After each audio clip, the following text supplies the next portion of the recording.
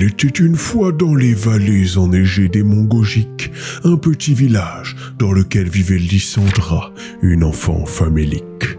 Chaque jour, sa solitude grandissait, et dans le village, tous la vilipendaient.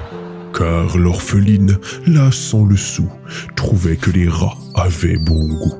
C'est bien le seul repas dont elle pouvait se sustenter depuis que ses frères et sœurs avaient par la bise été emportés. Un soir, dans les ténèbres de la nuit, le froid la mordait sur le plancher qui lui servait de lit. Mais la jeune fille vit au loin une lumière palpitante qui réchauffait ses doigts d'une lueur apaisante. Elle s'approcha tel un papillon plein d'espoir avant de tomber face à un homme vêtu de noir. Le vilain, au sourire carnassier, l'empoigna par le bras pour chez le baron l'amener. La demeure était immense, parée d'or et de feu, d'une splendeur telle qu'elle aurait rendu jaloux les cieux. Dans un souffle irréel, les portes s'ouvrirent. Lysandra sentit la chaleur de l'âtre l'inviter à venir.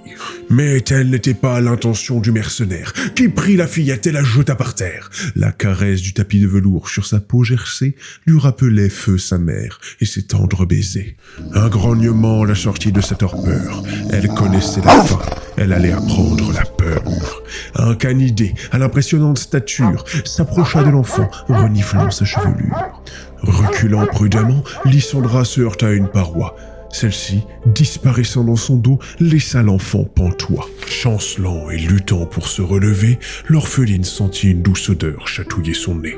Devant elle, une montagne de mets qui aurait nourri des générations si on les avait partagés. Si l'odeur et la vue la ravissaient, le goût saurait certainement la sauver.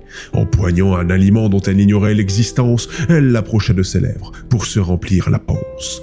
Mais avant même de pouvoir de sa bouche l'effleurer, le cuisseau fut de ses mains fébriles arraché. Un claquement de doigts retentit dans la pièce, alors que de ses mains les aliments disparaissent.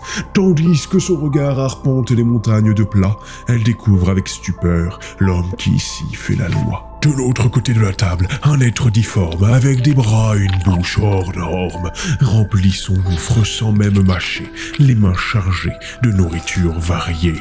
Alors que de plats cette créature continue de s'emplir, Lysandra utilise ses maigres forces pour pousser un soupir.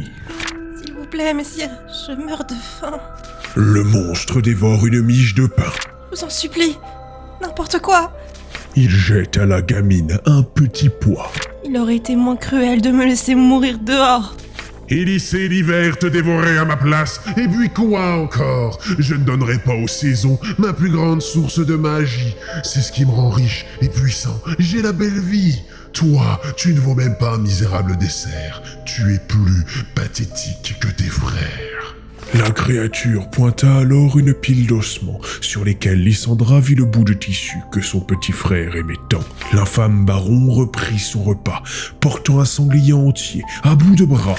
Bavant devant le gibier fraîchement abattu, il lui accorda toute son attention. Il n'écoutait plus. Saisissant l'opportunité et puisant dans ses dernières forces, Lysandra monta sur la table en bombant le torse. Elle commença à courir, la dague de son père en main, vers le tyran pour arrêter son jeu mesquin. Alors qu'il enfilait la dernière patte dans son gouffre dentelé, la jeune fille bondit, prête à l'égorger. Les râles de bonnet du baron firent trembler les murs du château, et Lysandra s'accrocha comme elle le put pour sauver sa peau. L'oreille du démon offrait une prise parfaite, mais celle-ci s'arracha dans les mains de la fillette. Alors que le règne du maléfique baron se terminait, l'illusion de l'édifice prestigieux et sa chaleur s'effaçaient. La morsure familière de l'hiver ne se fit pas attendre, c'est l'enfant qu'elle était revenue prendre. Mais celle-ci résistait car en elle quelque chose prit vie, la lueur de courage et la volonté de protéger autrui. Dans les mains de la fillette, une oreille pointue, symbole de la tyrannie des elfes aujourd'hui déchus.